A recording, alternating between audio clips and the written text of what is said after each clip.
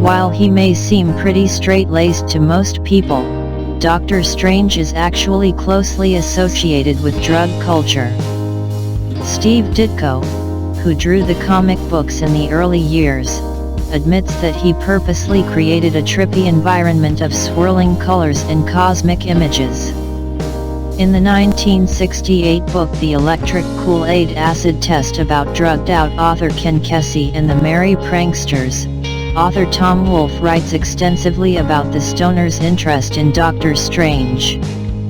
And, in the non-fiction book Marvel Comics, The Untold Story, published in 2012, author Sean Howe writes about how the writers and artists behind the Strange comics of the 1970s often dropped acid before working on the books. According to Howe, LSD has had a major effect on the content of Doctor Strange comics over the years. You might assume that Marvel has rushed to make a Doctor Strange movie to capitalize on the success of its other films such as Iron Man and the Avengers, but there's a lot more to it than that.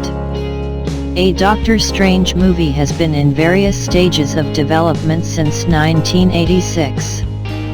Scripts have turned over and over, and directors have come and gone from the project during the 30-year period. In 1992, director Wes Craven was set to helm a Doctor Strange movie. Later, in 2001, David Goyer, who penned Batman Begins, was on board to both write and direct. By 2008, Guillermo del Toro had been brought on as director. And by 2014, Scott Derrickson was settled on to direct the movie that will arrive this November. Although Doctor Strange might be based on Chandu the Magician, the character, as conceived by Stan Lee and Steve Ditko, pays homage to actor Vincent Price.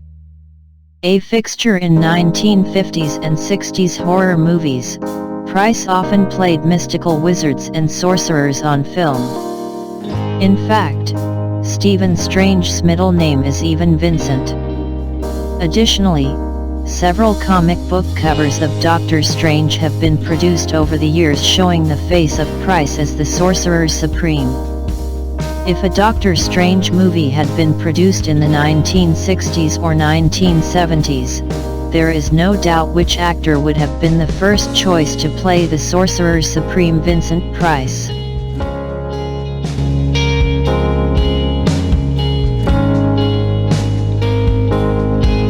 Doctor Strange was created as a mystical character associated with black magic. Stan Lee and Steve Ditko wanted to bring a new element to Marvel Comics, and they found inspiration for Doctor Strange in the 1930s radio program Chandu the Magician, which Stan Lee and Steve Ditko remembered fondly from their youth. In the radio series, Chandu is a magician who has the power to teleport, astral project, mesmerize, and project illusions. Armed with these supernatural abilities, Chandu is tasked with conquering the evil that threatens mankind. Lee and Ditko said they based Doctor Strange's power, abilities, and world on that of Chandu the Magician.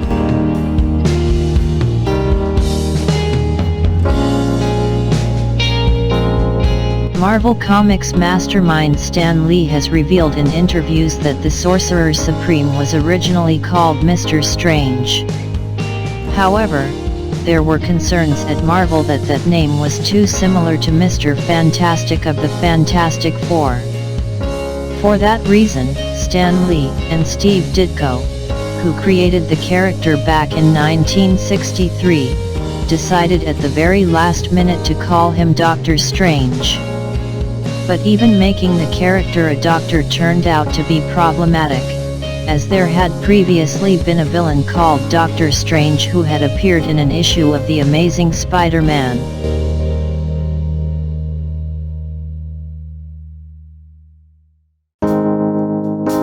While never an Avenger, Doctor Strange was a founding member of the Marvel comic book team The Defenders.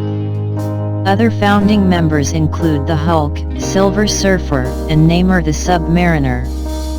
Launched in December 1971, the Defenders were basically a collection of individuals or outsiders who had no affiliation with any other superhero team. Stan Lee referred to the Defenders as a non-team that came together as needed.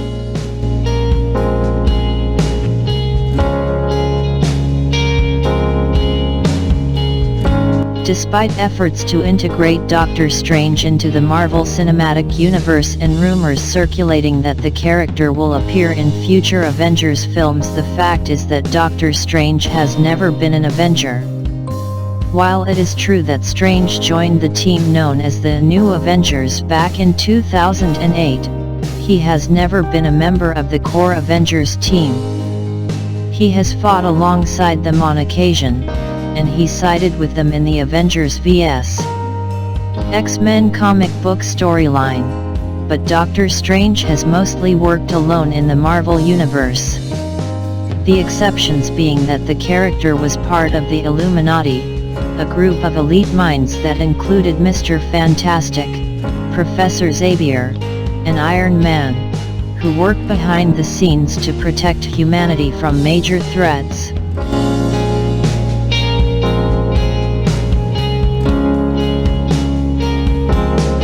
Benedict Cumberbatch seems so well suited to play Doctor Strange that most people assume the celebrated British actor was the first and only choice to portray the Sorcerer Supreme on the big screen. Not so. The film's producers actually wanted Joaquin Phoenix to play the character and spent 3 months actively negotiating with the actor and his agents to secure him the part. However, that deal fell through due to a money dispute. Producers then considered actors Johnny Depp and Jared Leto for the role. But when those actors turned it down, producers turned to Cumberbatch. Rumor has it that producers of the movie were initially concerned that Cumberbatch wasn't a big enough star to lead a blockbuster movie such as Doctor Strange. We shall see come November.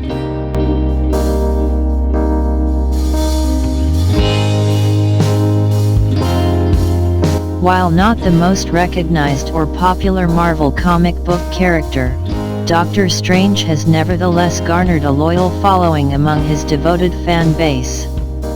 So much so that the comic book that features his first appearance, Marvel Strange Tales number 110 from July 1963, has sold for $61,000 at auction.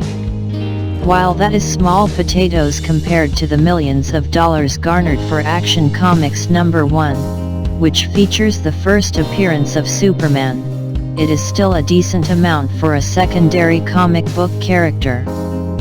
Interestingly, other comic books featuring milestones in the development of Doctor Strange have also sold for good amounts of money, including the first appearance of Baron Mordo as a Doctor Strange villain, which sold for $9,800, and the origin tale of Doctor Strange, which has been sold for as much as $8,000.